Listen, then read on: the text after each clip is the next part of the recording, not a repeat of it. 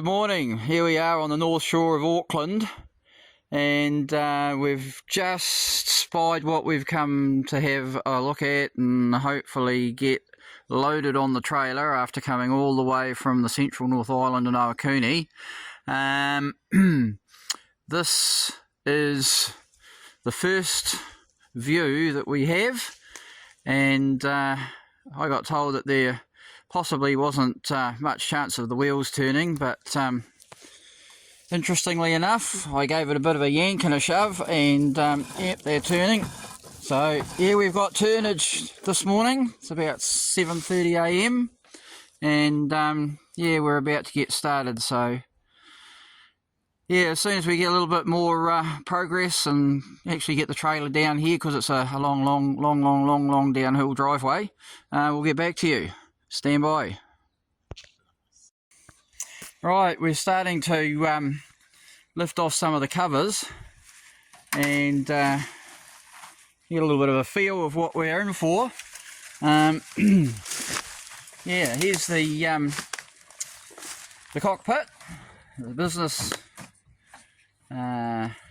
platform, and down here is little bit like one of my other videos.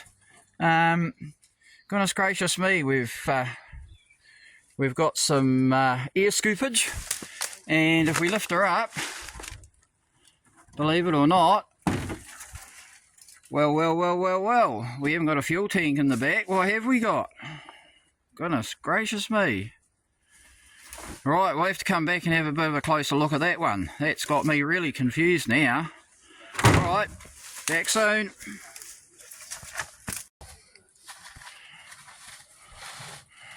I'm not sure if the gentleman that's giving me all the help at the moment wants to be in the video. So I'll just try and keep him as close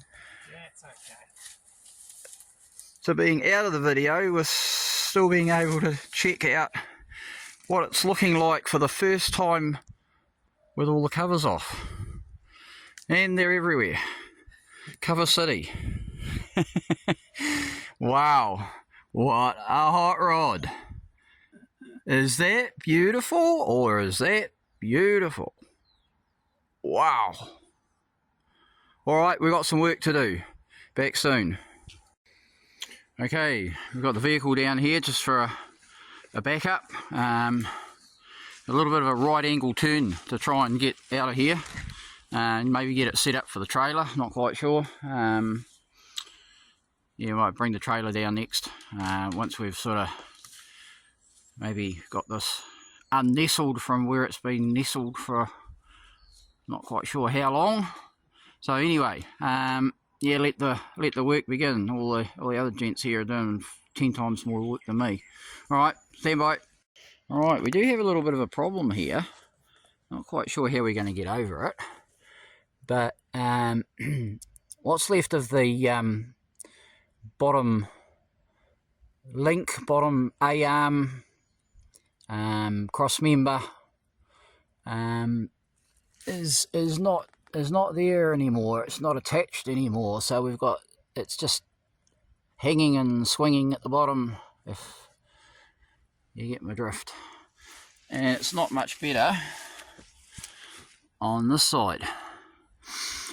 Right at this point, I have vivid dreams of it sitting beautifully tied down on the trailer. However, yeah, we've got a real mission ahead of us because it's a little bit all bent up there. It's terribly rusted there.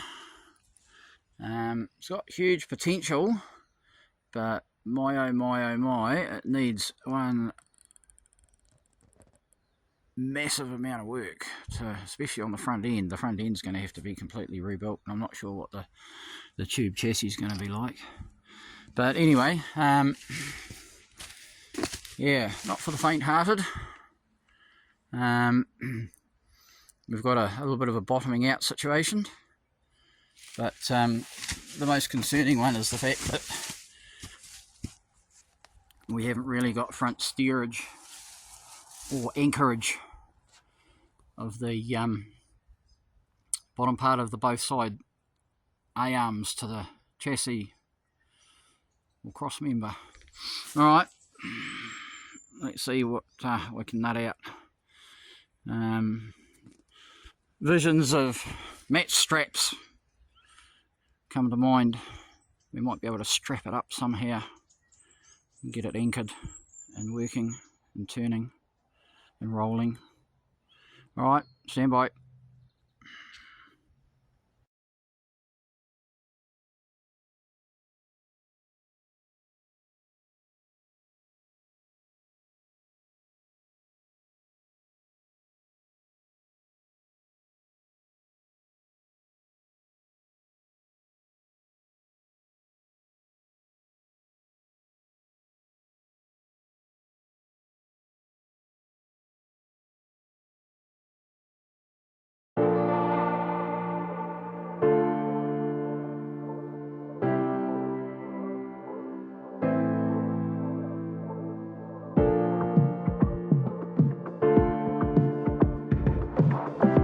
Come along now. Yes, a very important, maybe crucial piece of gear, and maybe another very important crucial piece of gear. Just an update, just trying to stabilise the bottom front suspension here, aka Matt's off-road recovery, and all those side-by-sides and that with broken suspensions. This one's not broken, it's rusted. Rust never sleeps. Yeah, one of these days I'll buy that album again and listen to it. Okay, so we've got that as best stabilised for now. We're trying to get some movement and maybe get these wheels off, just dose them with a bit of good old Chem's Penetrine, which I find is really, really awesome stuff. New Zealand made and formulated and manufactured.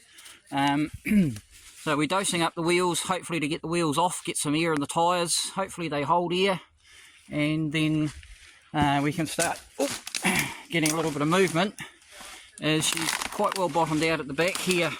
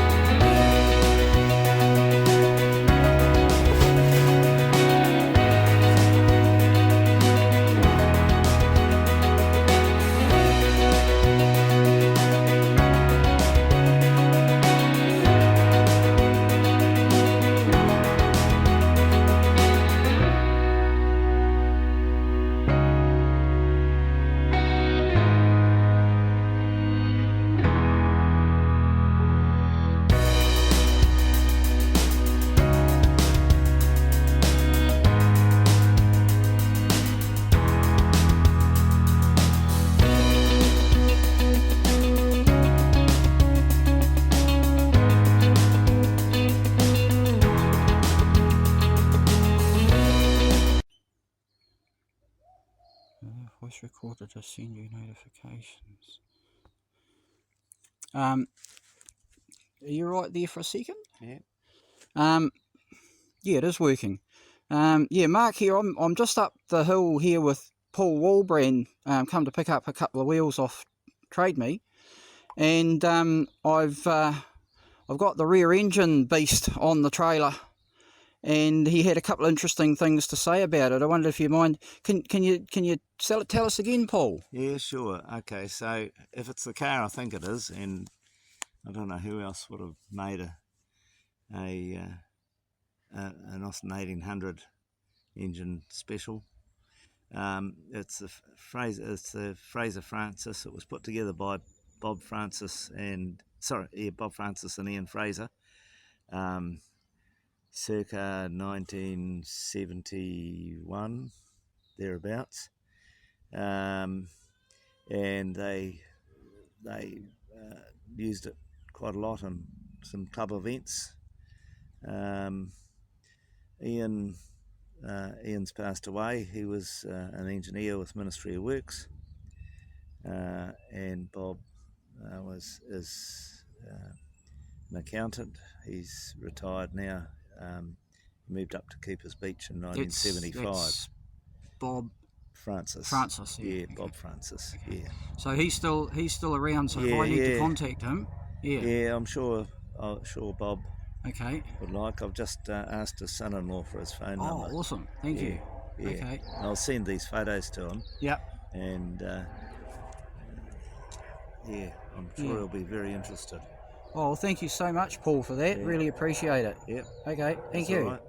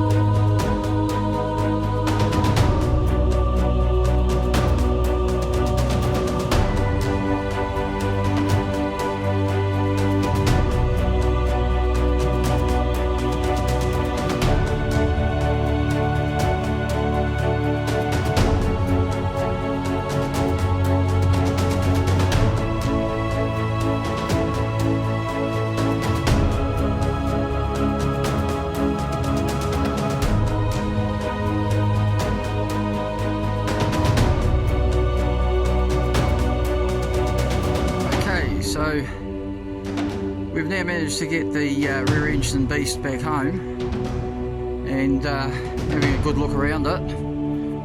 The engine bay and everything is pretty corroded and there's quite a bit of rust around. Managed to get the wheels off, and just a quick look inside the cockpit.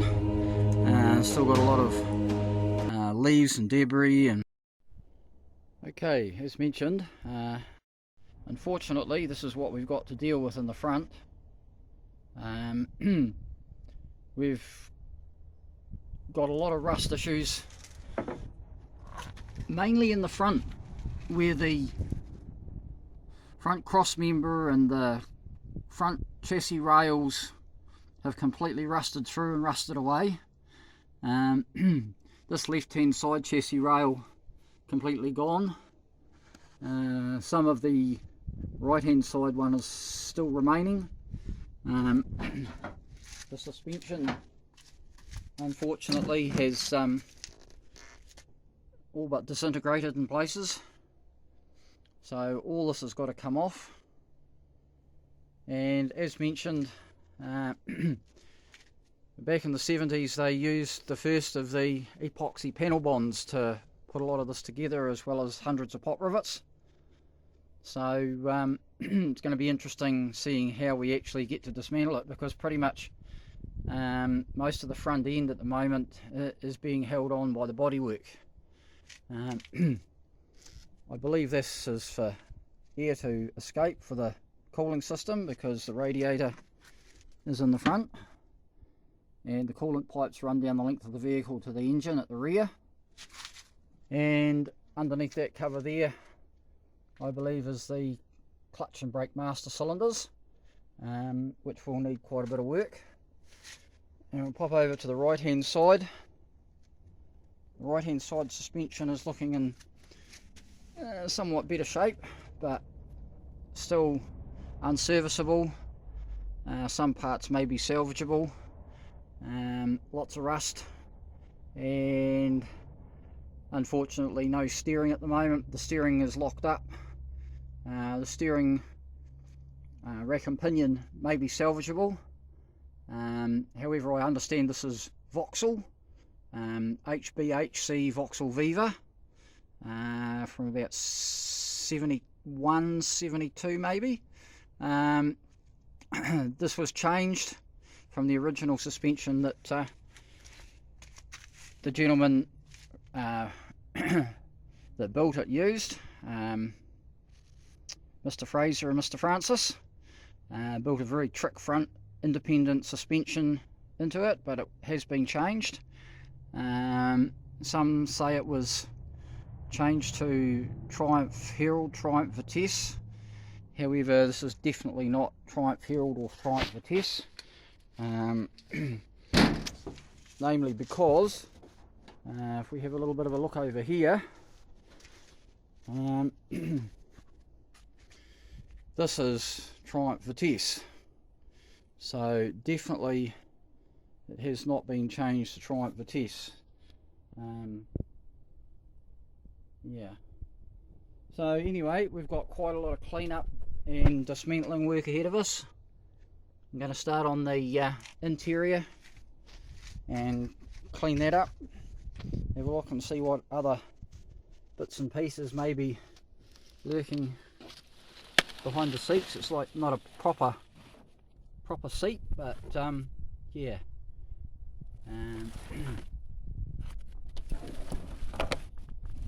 Yeah, we'll just see what the extent of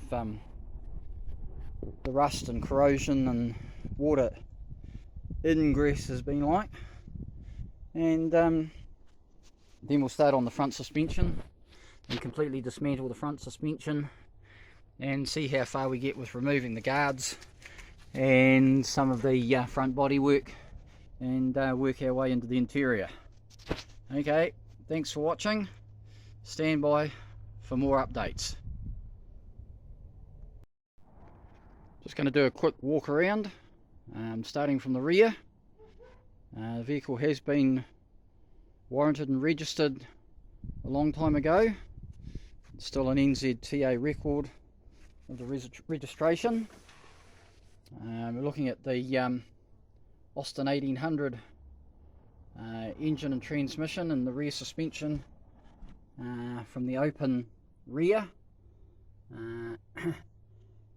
We'll work our way back to here eventually, and have a really good go at getting all the gear linkages working and getting the engine running, and hopefully when we get a new front end put in here, we'll be able to get it running and hopefully take it for its first drive. However, yeah, there is a lot of work to do yet.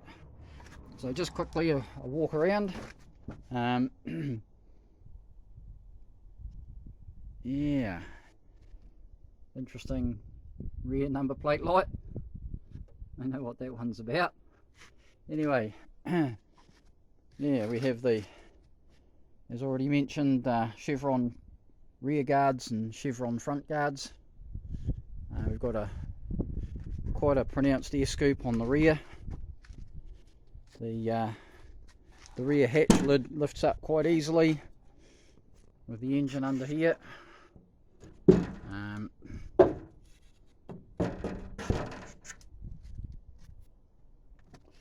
Pretty sure that's a Weber. We'll find out at some stage when we start dismantling some of the bits and pieces to have a look at getting the engine going and soak the engine down, remove the plugs. Electric fuel pump. Yeah, it's also in not that brilliant a shape in the back here, but doesn't mean to say we still can't get it running. So a bit of a header tank in there, and this is where all your spark plugs are. Basically an 1800 Austin, or same motor as an 1800 MG, basically swap from the front to the rear and turned around to give drive forwards. Okay, so just quick walk round. Nice Smith's gauges,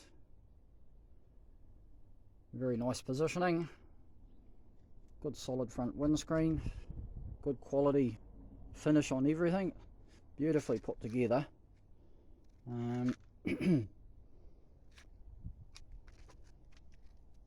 Yeah.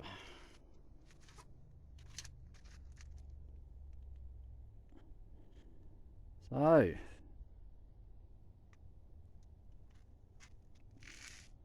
the Fraser-Francis Special from 1971-72. Hopefully, very shortly, to be running and driving again. Even if not completely restored, it will be mobile. Okay, stand by. Thanks for watching.